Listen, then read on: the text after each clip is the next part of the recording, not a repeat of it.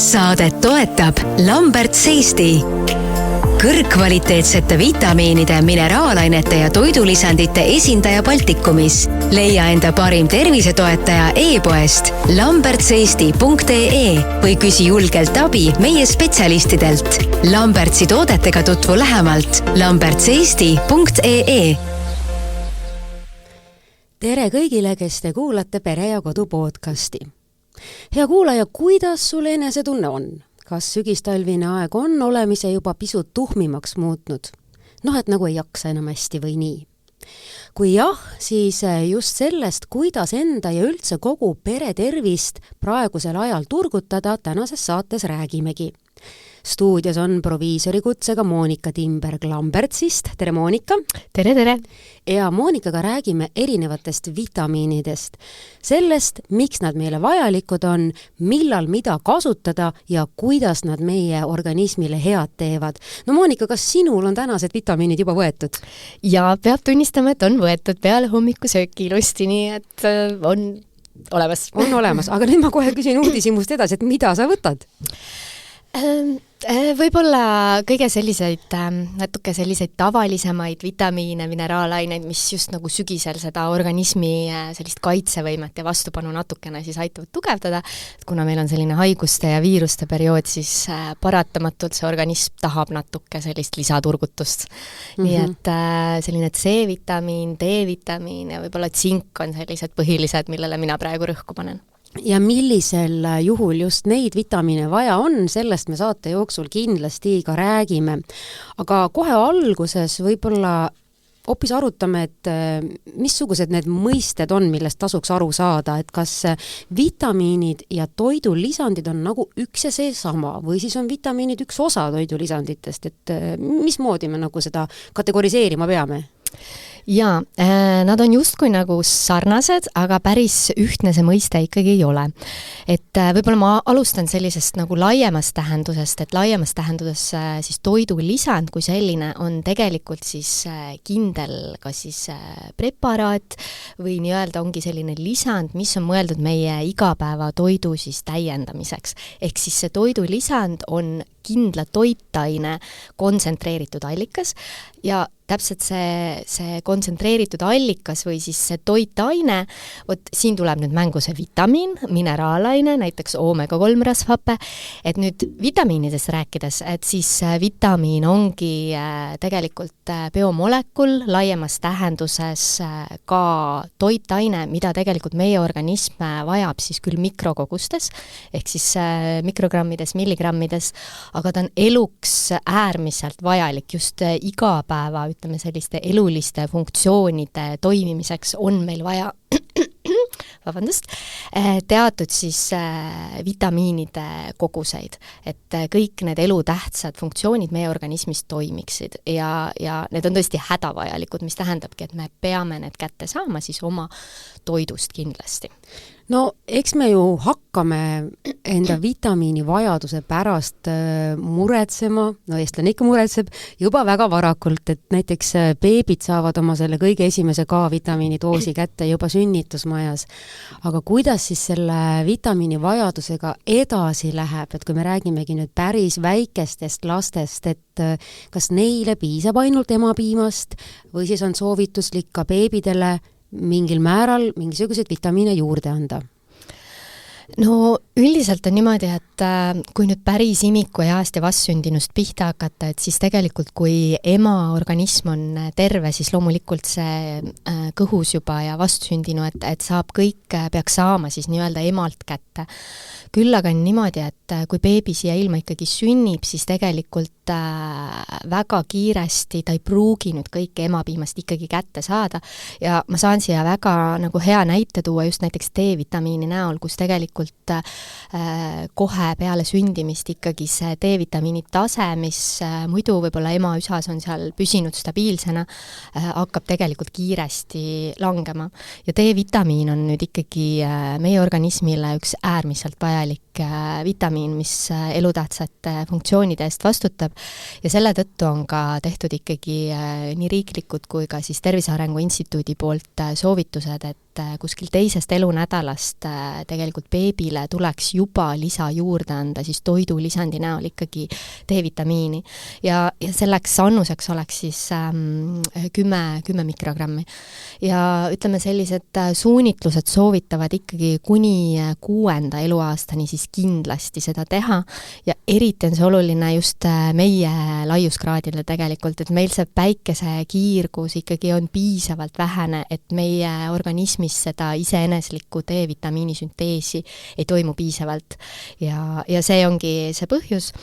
Ja kui siit nüüd võib-olla edasi minna, et see D-vitamiin on see kõige olulisem, ma usun, et seda tegelikult ka väga paljud juba teavad, aga võib-olla ütleme nagu vanemas eas, siis võib-olla tuleks juba hakata nagu natukene lapse tervist jälgima, et kui ütleme, kõige sellise tervislikkuse allikaks on ikkagi täisväärtuslik segatoit. Aga teadupärast me ju teame, et tegelikult ega väiksed lapsed nüüd nii väga mitmekülgselt ei toitu. Ja siis tegelikult me peame ikkagi oma seda lapse toidulauda jälgima ja seda vajadusel ka siis rikastama. Ja võib-olla siia juurde veel ütleksin ka seda, et tänapäeval on võib-olla väga populaarsed sellised erinevad dieedid, mida võib-olla lapsevanemad jälgivad, et olgu need siis väga taimsed või mingid väga sellised spetsiifilised ja üldiselt ikkagi lapsevanema elustiilist ju rakendub see stiil nii-öelda lapsele ka. Et võib-olla siin ma tahaks ikkagi välja tuua seda, et meil on välja töötatud selline toidupüramiid, mida me ka kõik teame, et seal on esindatud 8 erinevat toidugruppi ja need on ikkagi alused, ütleme, lapse täisväärtuslikuks ja normaalseks arenguks.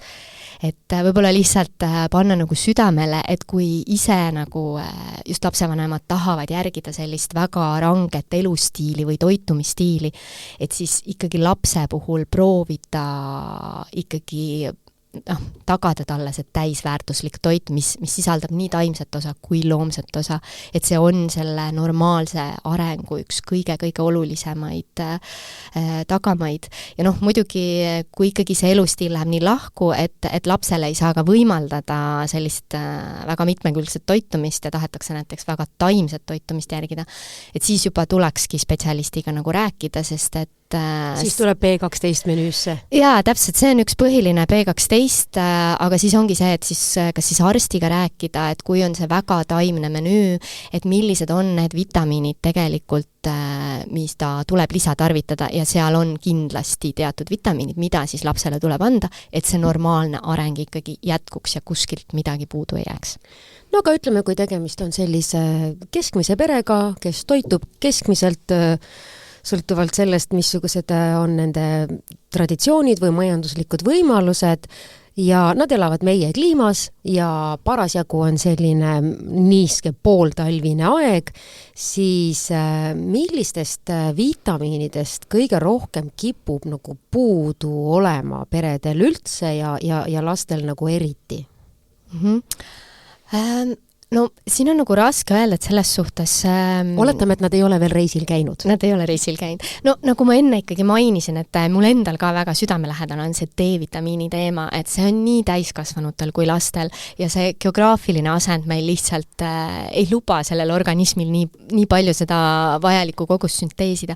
Et see on nagu üks vitamiin, mida me tegelikult väga lihtsasti saame see D-vitamiin oma organismi toetada, et see on täpselt sarnaselt väga oluline nii lastele kui täiskasvanutele. Et see on kindlasti üks selline sügis-talvine kohustuslik vitamiin, et lastele on näiteks kas siis õlikapslid või tõesti tilgad, mis on nagu väga mugav tarvitada, ja siis täiskasvanutele siis ongi kapsli näol ka. Ja võib-olla sellisel sügisesel perioodil, et võib-olla tegelikult meil ju sügisel, talvisel perioodil, kevadel samamoodi, et kui me täiskasvanuna ise nagu mõtleme, et me tunneme mingi hetk, et me vajame mingisugust lisakaitset või lisaturgutust, et siis tegelikult täpselt samamoodi vajab seda ka meie laps. Ainult, et ta ei pruugi osata nagu öelda, et no nii, emme-issi, mul on nüüd D-vitamiini puudus. No vaevalt, et see niimoodi läheb. Et milliste märkide järgi siis nagu lapse puhul aru saada. No üks asi on see, et kui sa oled ise juba kurnatud, siis tõenäoliselt on laps ka, eks ole, suvest on ühe palju aega möödas.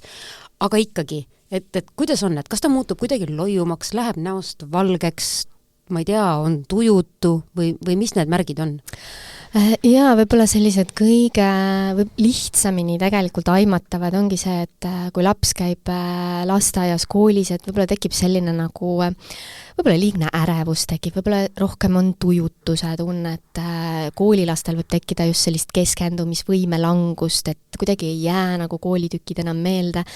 Ja samamoodi, et kui lapsed teevad ka ju, ütleme, sellist sporti veel lisaks ja võib-olla kõige olulisem on ka see kasvuperiood, et siis tegelikult ju paljud on kuulnud, et tekivad ka sellised täitsa kasvuvalud nii-öelda mõndadel lastel. Ja säärtesse. Jaa, täpselt. Et sellised väga üldised, lihtsad nagu võib-olla sümptomid, aga alati ei pea ka nagu mingid kindlad sümptomid olla, et see laps võib ikkagi endiselt rõõmus olla, aga näiteks kui ta on tihti haige ikkagi, et ta ei suuda sellisest nagu haigusperioodist üldse välja tulla, et siis juba on ikkagi näha, et selle lapse organism ja see immuunsus on ikkagi niivõrd palju langenud, et ta ei suuda ise enam ikkagi väga selle toidubaasil võib-olla nii tugevasti vastu panna ja siis on see koht, kus tuleks ikkagi mõelda, et kui see täiskasvanu ise ikkagi tunneb, et ma tahan enda organismi toetada, et siis samamoodi see laps ka võiks ka seda lapse organismi natukene turgutada, et selles suhtes ei tule nagu karta selliseid, ütleme, vitamiinide preparaate ka, et need on ohutud ja samamoodi siis ikkagi lapsele ka võimaldada see väike 2-3 kuuline, ütleme, selline lisaturgutus nende toitainete näol, mis ongi siis vitamiinid ja mineraalained. Ja sealt ta saab ju tegelikult nii oma sellisele tavatoidule väikese lisandi juurde ja tegelikult on näha ka juba võib-olla muudes tegevustes, et ta võib-olla muutub tugevamaks ka, ütleme, vastupanuvõimes haigustele ja see tegelikult toimib väga-väga hästi. Kui me praegu nagu rääkisime sellisest pigem ennetusest ja turgutusest, siis aga kui juba on laps haige, et kas siis tuleks nagu kohe hakata vitamiini andma või peab ootama, kuni ta enne nagu tervemaks saab või on siin üldse niisuguseid soovitusi, mida võiks järgida? Siin selliseid ühtseid kindlaid soovitusi ei ole. D-vitamiin on selline, mida me peaksime võtma terve perioodi ja see kuidagi ei mõjuta nüüd, et me peaks D-vitamiini võtmise ära jätma, kui me oleme haiged, et seda kindlasti mitte. D-vitamiin ikkagi on immuunsuse seisukohalt väga oluline, et seda tuleks nagu edasi tarvitada. Vitamiinide puhul on, et kui nüüd laps on võtnud varasemalt juba, et on ikkagi haigestunud, siis ütleme selline igapäevane multivitamiini preparaat, et see kindlasti kuidagi nagu kahju ei tee, sest eks ta kindlasti haiguse ajal ju ka laps nagu pigem toitub viletsamalt, ei taha nii palju süüa, et ta vähemalt saab siis mingitki toitainet teatud määral nagu kätte, mis talle tegelikult vajalikuks võiksid olla. Et võib seda vitamiinipreparaati edasi tarvitada ikkagi, kui laps on haigestunud. Nüüd hakata võtma, ütleme, kui ta haigeks jäi ja kohe hakata juurde võtma, ma ei näe tegelikult siin ka põhjust, miks ta ei võiks seda teha, et see mõnes mõttes võib aidata, aga ütleme, need kogused ei ole lastel nüüd niivõrd suured, et nad võib-olla kuidagi väga kiiresti mingit efekti tooksid, aga see kuidagi nagu kahjulik ei ole küll, ja et turgutab ta kindlasti sellist võib-olla igapäevast sellist olekut, et seda küll. Jaa, kusjuures kui meie oma peres võtame vitamiine ja kui me hakkame võtma näiteks D-vitamiini, see tuleb sellest, et keegi tuleb koju ja tal on need kapslid kaasas. Ja siis me hakkame kõik võtma ja me anname loomadele ka. Nii, väga tore.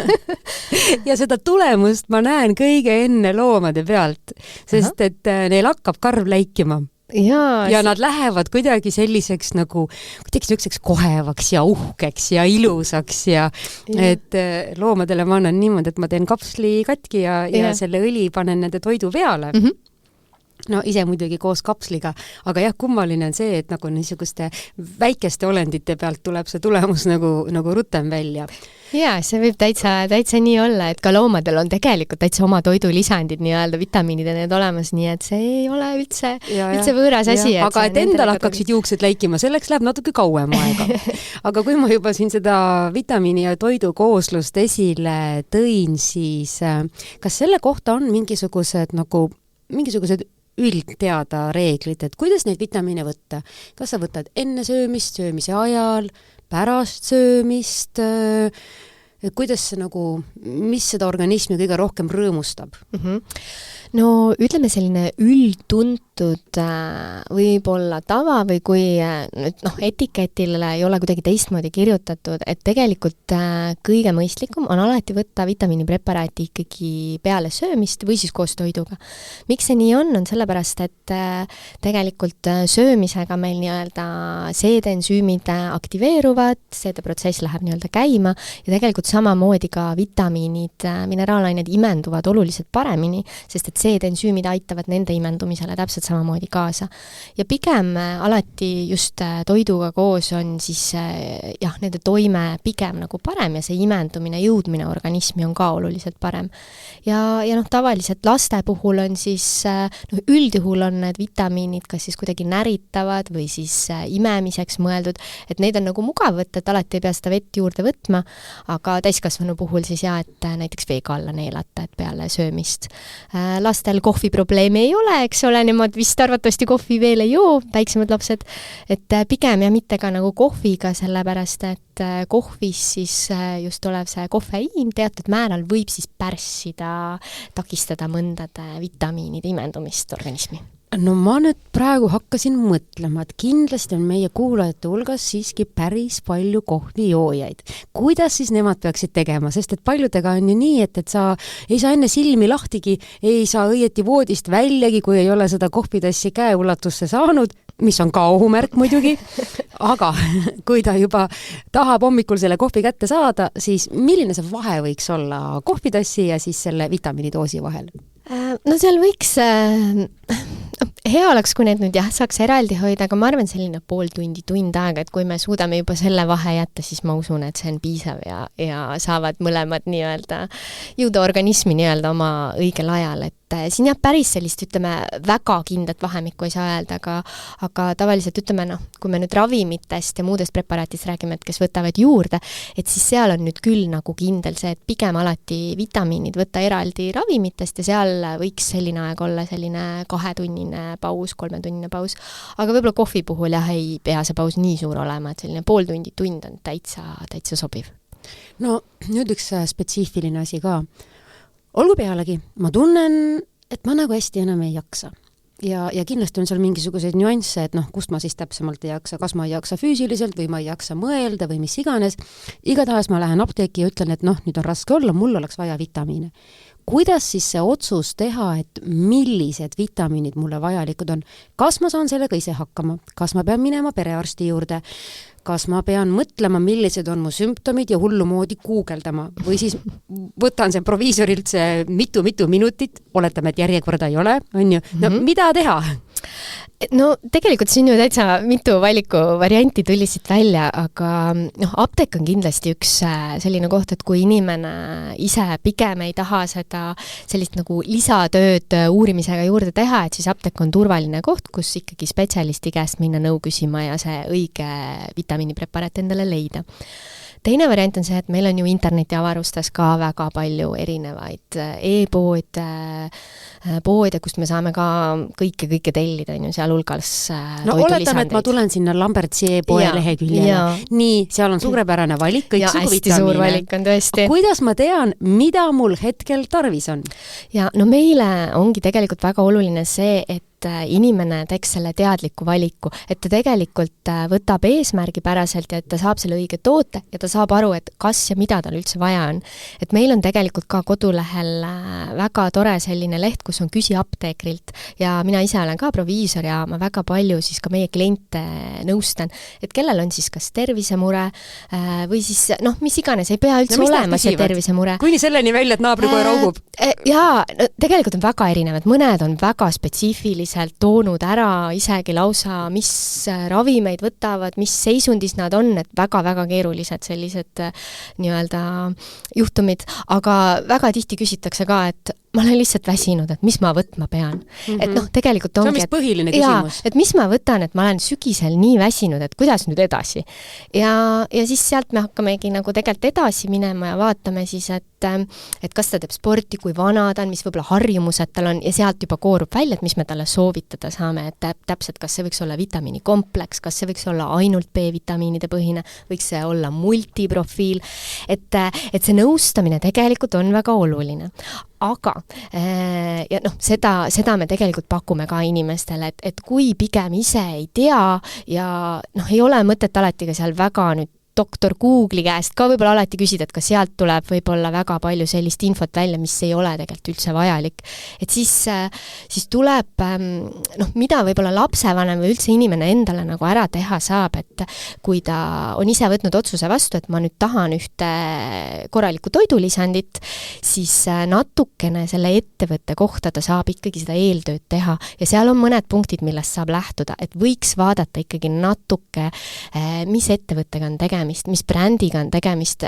Et oleks viisaka taustaga. Et ta oleks viisaka taustaga, et tal oleks selline võib-olla tervisekeskne missioon ja vaadata, et kas on tegemist sellise jätkusuutliku ettevõttega, mis toorained nad kasutavad, kas neil on võib-olla kliiniline taust, et meil näiteks Lambertsis ka väga, väga on see kliiniline taust, et millega me oleme tõesti nagu ära teeninud ka just spetsialistide, arstide, apteekrite sellise nagu ikkagi austuse ja see on nagu ettevõtte puhul ja väga oluline, et kuna meil need turul pakkujad, ma pean ütlema, on tõesti väga-väga palju, väga no erinevaid. Nad helistavad sulle täiesti suvalisel hetkel ja küsivad, et kas sa ei tahaks sellist kompleksi ja iga kord ma mõtlen, et kuidas ta tuleb selle peale, et mul võiks seda vaja olla, ma ei ole millegile kurtud. Et see vist on hästi oluline, et see nõuanne tuleks oma valdkonna spetsialistilt. Ja see on väga oluline ja noh, see helistamine on tõesti võib-olla selline asi, millega nagu võib-olla eakamaid võib-olla proovitakse ka nagu püüda.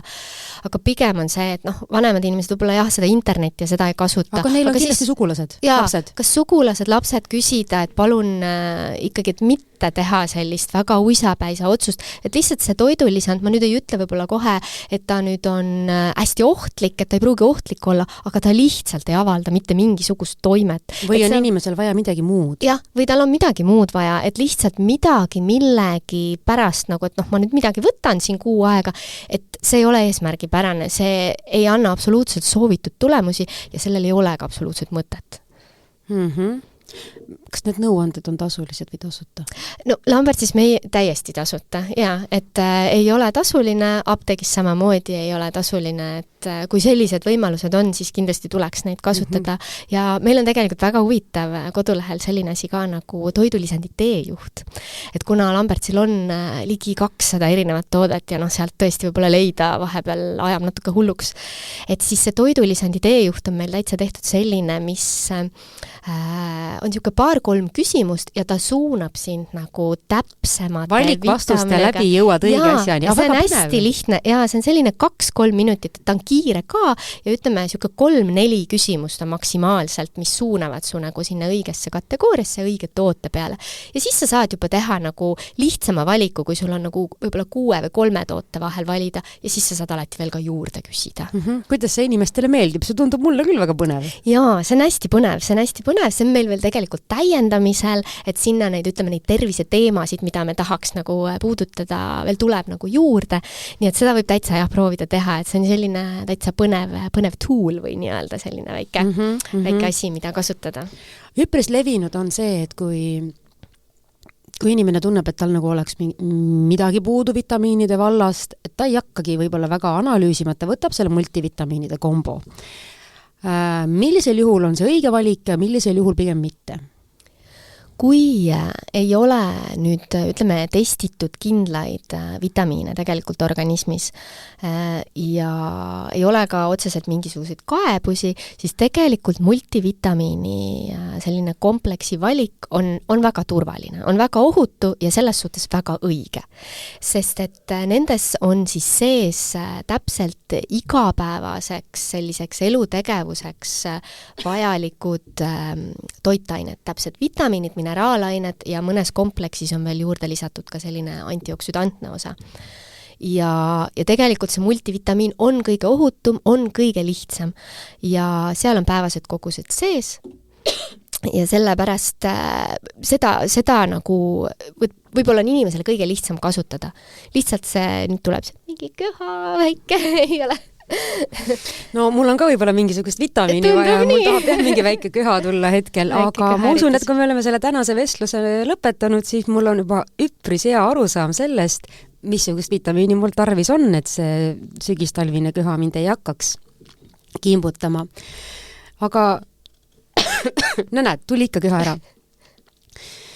Kui ma nüüd lähen seda vitamiini võtma, sest ma juba tean, mida ma tahan, siis saab ju manustada neid erinevalt, on sellised spreid, on kapslid, on tabletid, on isegi mõningad, mis on päris hea maitsega, et mismoodi otsustada, mis on hea ja mis on võib-olla parem nagu just nagu lastele, kes on võib-olla vähe sellised ise teadlikumad, et võib-olla ütlevad, nad ei tahagi.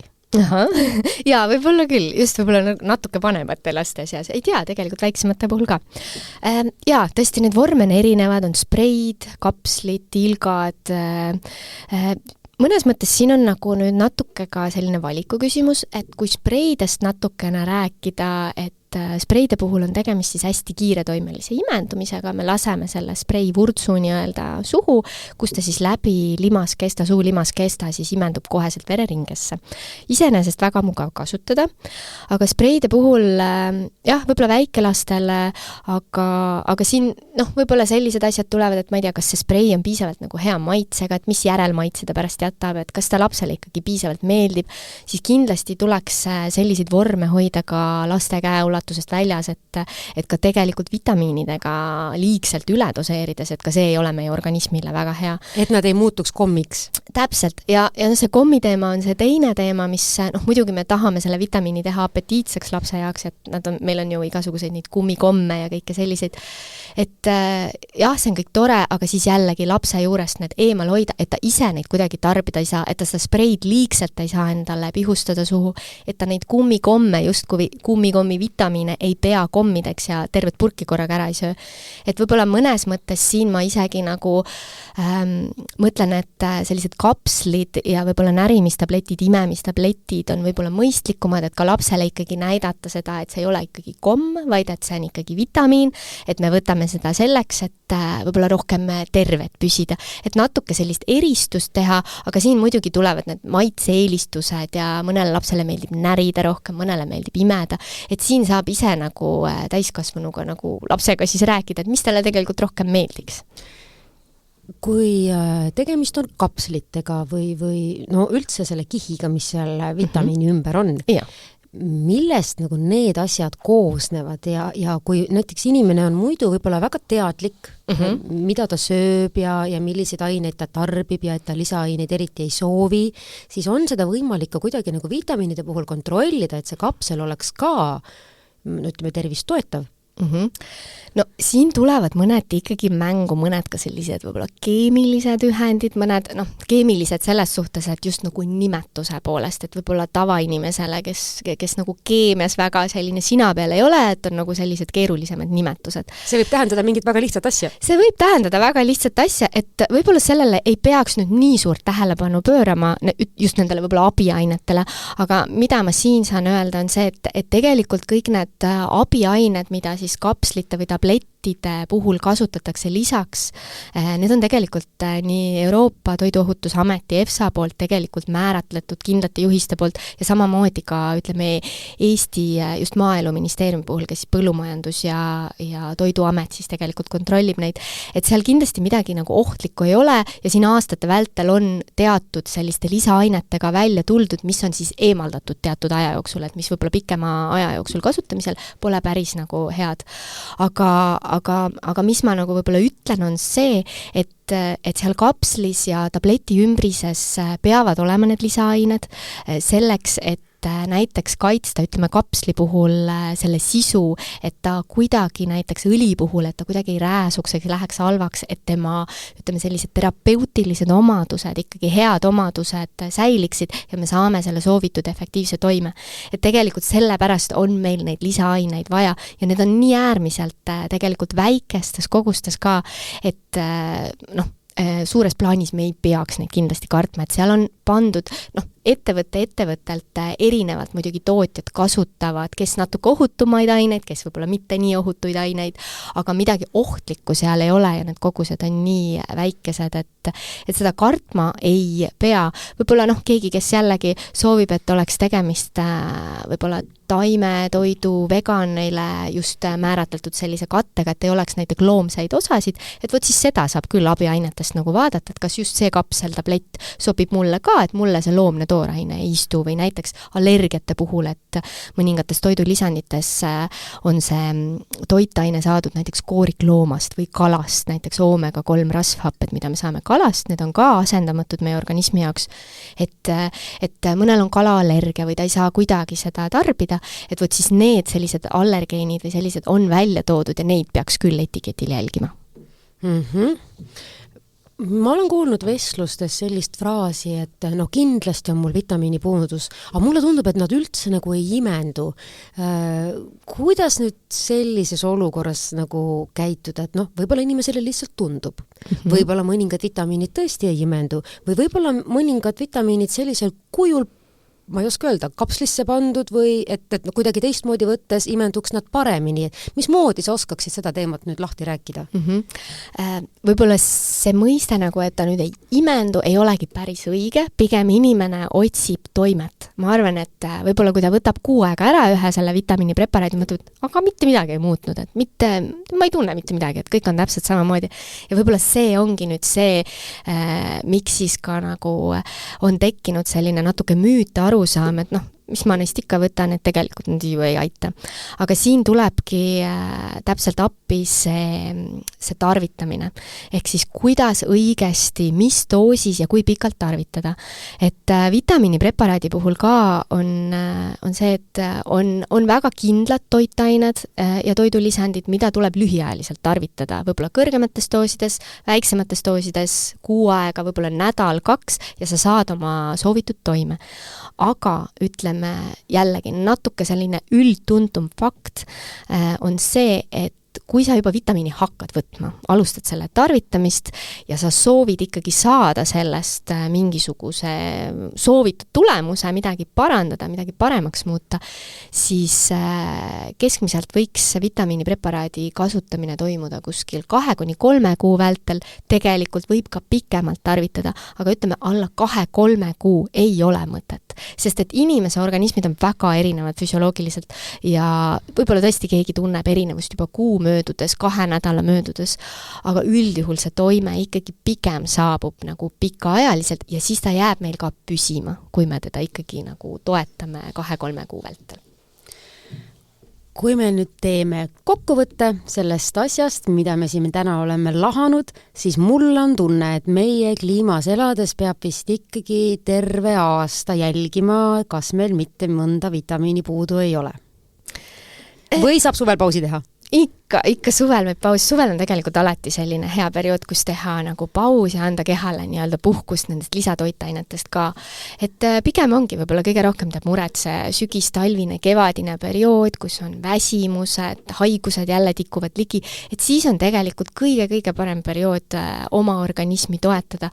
Loomulikult on ka suveperioodil ja muudel perioodidel teatud kindlad toitained, mida me saame tarvitada, et kellel on näiteks seedimisega, võib-olla tahab korrigeerida, et siis on hoopis teatud kindlad ravimtaimed toidulisanditena, mida ta võib-olla peabki kas kogu aeg tarvitama või siis ainult teatud perioodil. Suvel võib-olla tahame nahka, võib-olla juukseid on ju toetada, et siis tulevad jälle natukene sellised teistsugused kompleksid mängu. Aga jah, võib-olla kõige lihtsam, et just laste puhul ka, et see sügis on hea periood, kus me võime seda lisa kontsentreeritud toitainet ikkagi oma organismile natuke juurde anda ja ma usun, et me tegelikult siis oleme ka võib-olla natukene tervemad või suudame paremini vastu panna ja rõõmsamad ja saame oma selle päikese annuse siis kuidagi teistmoodi natukene kätte. Ma olen sinuga täiesti nõus, mul juba peas mitu mõtet, milliseid vitamiine ma valida võiksin, et ennast turgutada. Igatahes suur tänu sulle, Monika. Ja, aitäh kutsumast. Ja proviisoriga oli see vestlus väga põnev, väga hariv ja ma usun, hea kuulaja, et ilmselt oled sa juba nii mõnegi mõtte olete enda jaoks läbi mõelnud, et milline see sinu pere puuduolev vitamiin praegu on, mis aitab teil kõigil olla tervemad ja tugevamad. Meie tänane saade on lõppenud. Suur tänu ja järgmiste kohtumisteni! Saadet toetab Lamberts Eesti. Kõrgkvaliteetsete vitamiinide, mineraalainete ja toidulisandite esindaja Baltikumis. Leia enda parim tervisetoetaja e-poest lambertseesti.ee või küsi julgelt abi meie spetsialistidelt. Lambertsi toodetega tutvu lähemalt lambertseesti.ee.